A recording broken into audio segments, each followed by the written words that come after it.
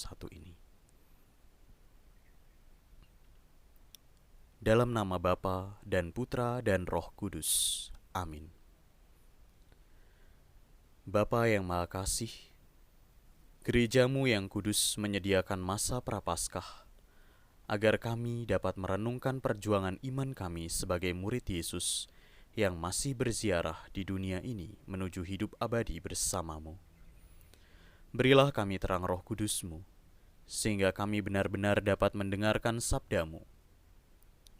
Dalam pertemuan yang ketiga ini, kami akan belajar dari teguran Yesus kepada Petrus yang mengikuti keinginan dan harapannya sendiri. Bukalah hati kami, sehingga kami turut merasakan teguran Yesus, karena kami juga seringkali mengikuti keinginan dan harapan kami sendiri. Jangan biarkan kami menjauh dari jalan yang ditempuh Yesus, Guru dan Tuhan yang kami ikuti. Utuslah Roh Kudus-Mu untuk menerangi hidup kami, sehingga kami setia berjalan di jalan yang ditempuh Yesus, Guru dan Tuhan kami, kini dan sepanjang segala masa. Amin. Inilah Injil Yesus Kristus menurut Markus. Kemudian mulailah Yesus mengajarkan kepada mereka bahwa Anak Manusia harus menanggung banyak penderitaan dan ditolak oleh tua-tua, imam-imam kepala dan ahli-ahli Taurat, lalu dibunuh dan bangkit sesudah 3 hari. Hal ini dikatakannya dengan terus terang. Tetapi Petrus menarik Yesus ke samping dan menegur dia. Maka berpalinglah Yesus dan sambil memandang murid-muridnya ia marahi Petrus, katanya, "Nyahlah iblis, sebab engkau bukan memikirkan apa yang dipikirkan Allah, melainkan apa yang dipikirkan manusia." Lalu Yesus memanggil orang banyak dan murid-muridnya dan berkata kepada mereka, "Setiap orang yang mau mengikuti aku, ia harus menyangkal dirinya, memikul salibnya dan mengikuti aku.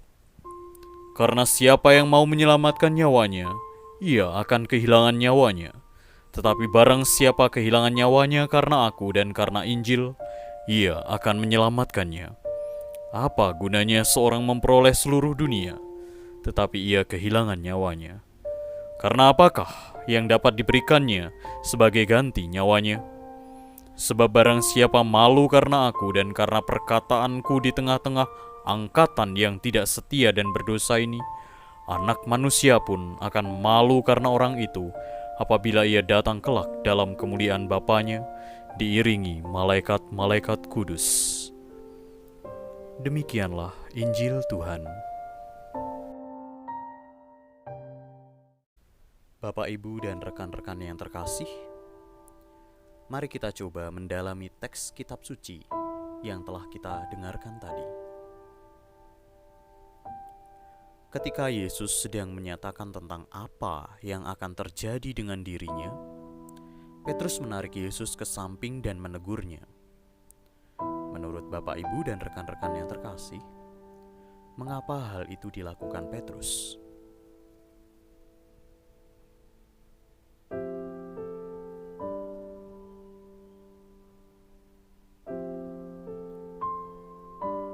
Yesus memarahi Petrus dengan keras, bahkan mengatakan, "Nyahlah iblis." Menurut Bapak, Ibu, dan rekan-rekan, mengapa Yesus sampai semarah itu kepada Petrus?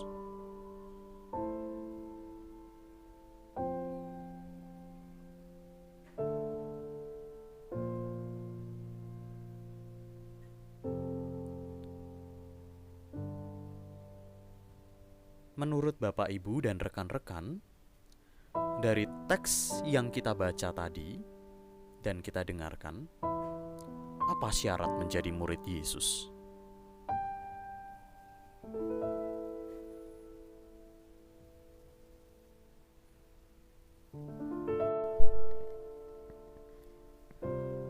Bapak, Ibu, dan rekan-rekan yang terkasih, mari kita mencoba merenungkan perikop Injil yang telah kita dengar dan kita baca bersama tadi. Dalam pertemuan yang lalu, kita menyaksikan sebuah dialog tentang siapa Yesus itu. Setelah melakukan perjalanan mengikuti Yesus dengan berbagai pengalaman, Yesus bertanya kepada para muridnya tentang siapa Yesus bagi banyak orang. Ada berbagai jawaban. Kemudian Yesus bertanya kepada para murid-Nya, "Apa katamu? Siapakah aku ini?" Petrus yang mewakili teman-temannya menjawab, "Engkau adalah Mesias." Tetapi kemudian Yesus melarang keras mereka memberitahukan kepada siapapun pernyataan itu. Perjalanan kita dalam mengenal Yesus bersama Petrus dan para murid lainnya terus berlanjut. Setelah Yesus melarang dengan keras para murid-Nya memberitahukan kepada siapapun tentang pernyataan mereka bahwa Yesus adalah Mesias, kita sekarang mendengarkan pengajaran Yesus bahwa anak manusia harus menanggung banyak penderitaan dan ditolak tua-tua, imam-imam kepala dan ahli-ahli Taurat, lalu dibunuh dan bangkit sesudah 3 hari. Dengan terus terang Yesus mengatakan hal itu. Yesus menggunakan istilah anak manusia sebagai kata ganti dirinya. Maka yang dimaksud Yesus dengan anak manusia adalah dirinya sendiri. Mendengar kata-kata Yesus yang terus terang itu, Petrus menarik Yesus ke samping dan menegur dia. Bapak, Ibu, dan rekan-rekan yang terkasih, reaksi Petrus menarik Yesus ke samping secara jelas mengungkapkan bahwa Petrus menghentikan Yesus yang sedang memberikan pernyataan. Bukan hanya menghentikan, tetapi menegur Yesus di depan para murid lainnya. Semua itu menyatakan sikap penolakan terhadap pernyataan Yesus itu. Baru saja Petrus menyatakan dengan tegas dan jelas, "Engkau adalah Mesias." Tetapi sekarang Yesus dengan terus terang menyatakan bahwa dirinya akan menderita, ditolak oleh pemuka masyarakat dan agama, dibunuh, dan bangkit sesudah 3 hari. Apa yang diharapkan Petrus dalam pengakuan Yesus sebagai Mesias bertolak belakang dengan pernyataan Yesus itu. Tentu dengan menyatakan Yesus sebagai Mesias, Petrus mengharapkan Yesus menjadi raja seperti Daud. Namun tiba-tiba Yesus menyatakan bahwa dirinya akan mengalami kehancuran, menderita, ditolak, dan dibunuh. Pernyataan Yesus itu telah menghancurkan harapan mereka. Jika Yesus yang mereka ikuti selama ini mengalami kehancuran, tentu mereka juga akan mengalami hal yang sama. Untuk apa mereka meninggalkan semua dan mengikuti Yesus jika akhirnya mengalami kehancuran? Apa yang telah mereka kurbankan dan lakukan semuanya sia-sia. Apa artinya perbuatan baik dan mukjizat-mukjizat mengagumkan yang telah dilakukan Yesus jika nantinya Yesus mengalami kehancuran juga? Atas sikap penolakan Petrus itu, Yesus berpaling dan sambil memandang murid-muridnya ia memarahi Petrus, katanya, "Nyahlah iblis, sebab engkau bukan memikirkan apa yang dipikirkan Allah, melainkan apa yang dipikirkan manusia." Bapak, Ibu, dan rekan-rekan yang terkasih, kini kita dapat membayangkan apa yang terjadi saat itu antara Yesus, Petrus, dan para murid lainnya. Petrus menarik Yesus ke samping dan menegur dia. Yesus kemudian ganti memarahi Petrus dengan sangat keras sampai mengatakan, "Nyahlah iblis." Seolah-olah Yesus menangkap bahwa Petrus telah dirasuki iblis, sehingga bersikap demikian terhadap Yesus. Dari konflik Yesus dan Petrus ini nampak jelas ada perbedaan yang tajam antara apa yang dibayangkan Petrus dalam pengakuan Yesus sebagai Mesias dan apa yang dinyatakan Yesus tentang dirinya. Dari sini terjawablah bahwa mengapa Yesus melarang keras para muridnya memberitahukan kepada siapapun tentang pengakuan Yesus sebagai Mesias. Ternyata ada pemahaman dan harapan yang berbeda antara Yesus dan para muridnya. Perbedaan itu ada di dalam apa yang dipikirkan Allah Dan apa yang dipikirkan para murid Yesus? Para murid telah mengikuti Yesus sekian lama, serta melihat segala perbuatan yang dilakukan oleh Yesus. Namun ternyata para murid masih memikirkan harapan dan angan-angannya sendiri mengenai Yesus. Mereka belum menangkap apa yang dikehendaki Allah dalam diri Yesus. Meski mereka telah menyaksikan banyak mujizat dan mendengarkan pengajaran Yesus, tetapi mereka memahaminya dengan pikiran dan harapan mereka sendiri. Bapak, Ibu, dan para rekan terkasih, setelah memarahi Petrus di depan para murid lainnya, Yesus kemudian menyampaikan beberapa hal yang berhubungan secara langsung dengan menjadi murid Yesus yang sejati dan untuk apa mengikuti Yesus sebagai muridnya. Yang pertama, bagaimana menjadi murid Yesus yang sejati? Yesus menjawab, "Setiap orang yang mau mengikuti aku, ia harus menyangkal dirinya, memikul salibnya, dan mengikuti aku." Lalu yang kedua, untuk apa menjadi murid Yesus? Kemudian Yesus menjawab lagi, "Karena siapa yang mau menyelamatkan nyawanya, ia akan kehilangan nyawanya. Tetapi barang siapa kehilangan nyawanya karena aku dan Injil, ia akan menyelamatkannya. Apa gunanya seorang memperoleh seluruh dunia tetapi kehilangan nyawanya? Karena apa yang dapat diberikan sebagai ganti nyawanya?" Lalu yang ketiga, bagaimana sikap para murid terhadap Yesus di hadapan mereka yang bukan murid Yesus? Yesus menjawab, "Sebab barang siapa malu karena aku dan perkataanku di tengah-tengah angkatan yang tidak setia dan berdosa ini, Anak Manusia pun akan malu karena itu, apabila ia datang kelak dalam kemuliaan Bapanya, diiringi malaikat-malaikat kudus." Maka jelaslah bahwa meski sudah sekian lama mengikuti Yesus, Petrus dan para murid lainnya masih mengikuti harapan dan keinginannya sendiri. Secara fisik mereka selalu bersama dengan Yesus dan mengikuti Yesus dengan mengalami berbagai peristiwa. Namun ternyata mereka masih mengikuti keinginannya sendiri. Dari pengalaman Petrus dan teman-temannya kita mengerti bahwa mengenal Yesus Guru dan Tuhan tidak terjadi begitu saja. Petrus dan teman-temannya tidak mengenal Yesus melalui pelajaran-pelajaran yang diberikan, tetapi terlebih melalui pengalaman mengikuti Yesus. Dalam mengikuti Yesus banyak pengalaman yang dijumpai Petrus dan teman-temannya. Sama seperti Petrus, kita juga murid-murid Yesus. Dari pengalaman selama ini sebagai murid Yesus, kita mengenal Yesus dari mana? Dari pendidikan orang tua, di dalam keluarga, pelajaran agama, khotbah para imam, membaca dan merenungkan kitab suci, pengalaman iman, rekoleksi. Seringkali terjadi bahwa kita tidak searah atau sejalan dengan pengenalan akan Yesus yang benar. Bahkan kita tidak mengikutinya. Dengan demikian kita hanya sebatas mengenal Yesus secara pengetahuan saja, bukan mengikutinya dalam hidup kita sehari-hari. Misalnya, melalui pelajaran-pelajaran itu kita mengenal Yesus yang murah hati.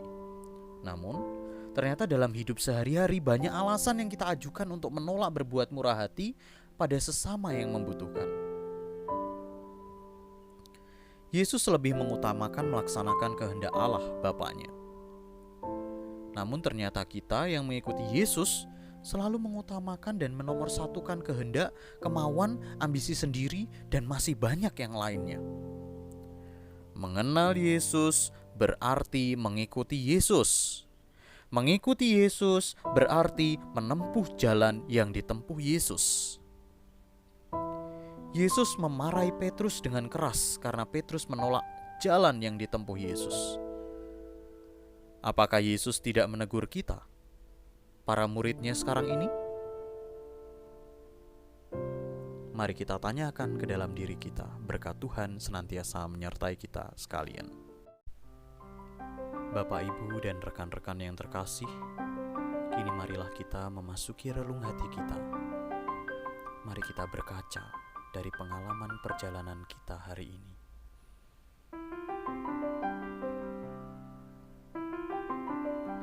Mengikuti perjalanan Petrus dan para murid sampai tahap ini, bagaimana perasaan panjenengan? Mengapa panjenengan merasa begitu?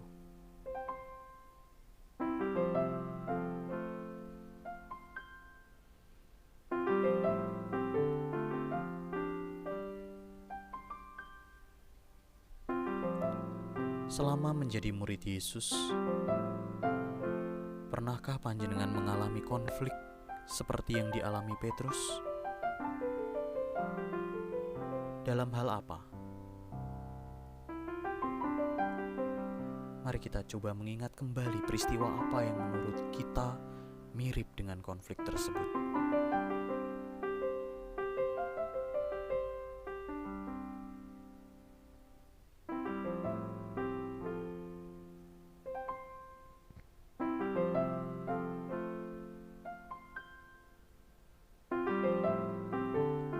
Selama menjadi murid Yesus, menurut panjenengan, mana yang lebih banyak? Panjenengan mengikuti apa yang diinginkan Yesus bagi Anda? Atau panjenengan selalu mengharapkan Yesus yang mengikuti keinginan Anda? Mengapa demikian?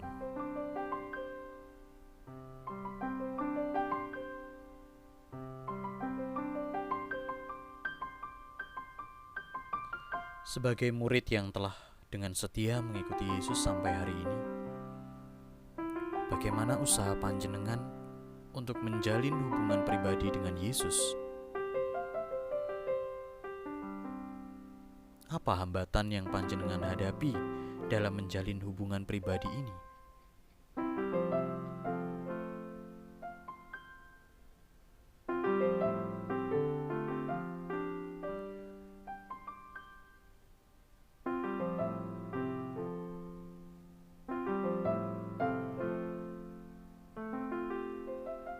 Yesus menyatakan bahwa barang siapa malu mengakui diri di depan banyak orang bahwa dia adalah murid Yesus, maka Yesus juga akan malu mengakui dia sebagai muridnya di depan Bapa di surga. Bagaimana pengalaman panjenengan selama ini sebagai murid Yesus yang hidup di tengah masyarakat? Apakah ada hambatan untuk mengakui diri sebagai murid Yesus? Apa saja hambatan yang telah panjenengan alami?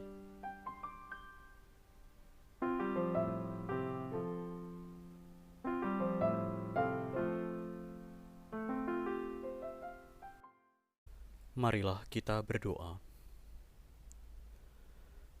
Bapa yang Maha Kasih, sudah sekian lama seluruh dunia berada dalam situasi hidup yang sulit karena pandemi COVID-19.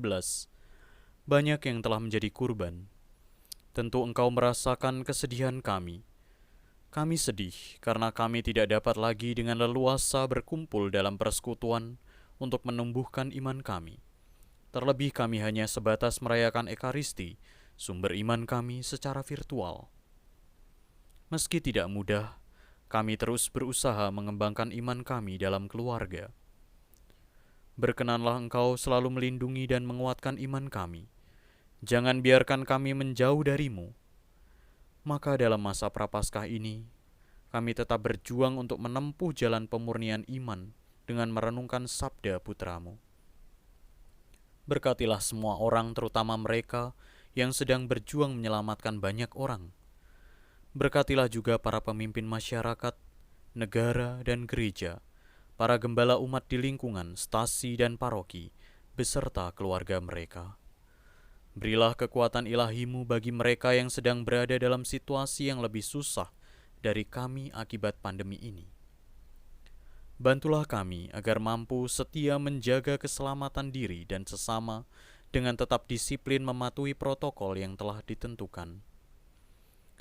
Bapa yang Maha Kasih, berkenanlah menerima persembahan iman kami yang sederhana di masa Prapaskah ini. Doa ini kami panjatkan dengan pengantaran Yesus, Guru dan Tuhan yang hidup dan berkuasa, kini dan sepanjang masa. Amin. Ibu Maria, Engkau selalu menyertai perjalanan hidup kami.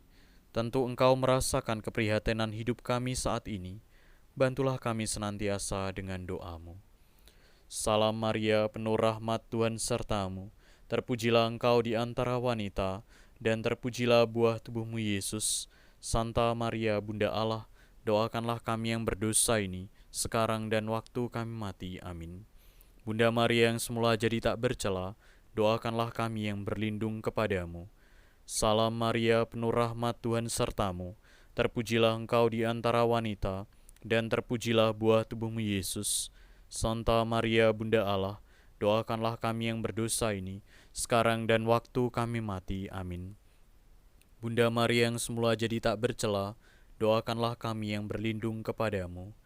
Salam Maria, penuh rahmat, Tuhan sertamu. Terpujilah Engkau di antara wanita, dan terpujilah buah tubuh-Mu Yesus. Santa Maria, Bunda Allah, doakanlah kami yang berdosa ini, sekarang dan waktu kami mati. Amin. Bunda Maria yang semula jadi tak bercela, doakanlah kami yang berlindung kepadamu. Marilah kita satukan doa-doa kita dengan doa yang diajarkan Tuhan Yesus sendiri. Bapa kami yang ada di surga, dimuliakanlah nama-Mu, datanglah kerajaan-Mu, jadilah kehendak-Mu di atas bumi seperti di dalam surga. Berilah kami rejeki pada hari ini, dan ampunilah kesalahan kami, seperti kami pun mengampuni yang bersalah kepada kami. Dan jangan masukkan kami dalam pencobaan, tetapi bebaskanlah kami dari yang jahat. Amin. Marilah kita berdoa. Bapa yang Maha Kasih, teguran Yesus kepada Petrus merupakan teguran untuk kami juga. Lembutkanlah hati kami sehingga kami peka terhadap teguran Yesus melalui sabdanya dan peristiwa hidup sehari-hari. Berilah kami kekuatan agar dapat menempuh jalan sebagai murid Yesus dengan menyangkal diri, memanggul salib dan mengikuti Yesus. Sebelum menutup pendalaman iman ini, kami mengingat saudara-saudari kami yang membutuhkan doa-doa kami, juga bagi mereka yang telah meninggal dunia.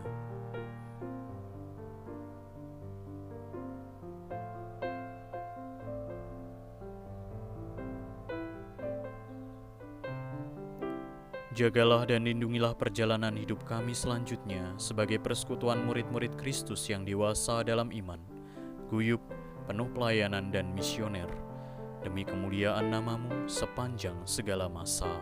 Amin.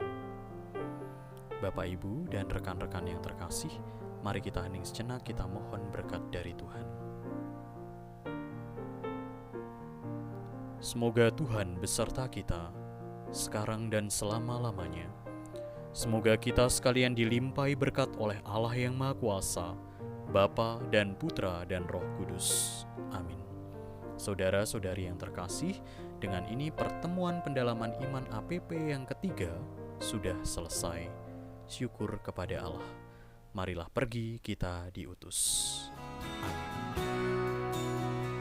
Terima kasih Bapak, Ibu, dan rekan-rekan yang terkasih.